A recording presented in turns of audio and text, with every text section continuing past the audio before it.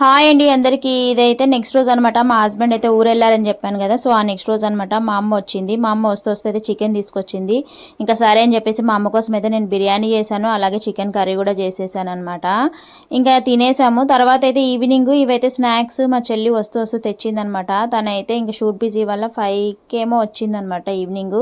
అప్పటి వరకు అయితే ఏం తినలేదంట. సరే అని చెప్పి నేను బిర్యానీ చేశాను కదా అని పెట్టాను.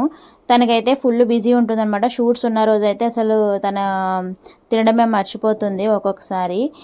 ఇంకా 5:20 అలా అవుతుంది. ఇంక ఇక్కడ ఏం జరుగుతుందంటే మా పాపకైతే ట్యాబ్ ఇచ్చాం కదా. సో అప్పటి నుంచి మా అమ్మ కూడా ట్యాబ్ కావాలంటుందన్నమాట. తనేమో సీరియల్స్ చూసుకుంటుందంట. అందుకే ఏం ట్యాబ్స్ ఉన్నాయనేది చూస్తోందనమాట మా చెల్లెలైతే.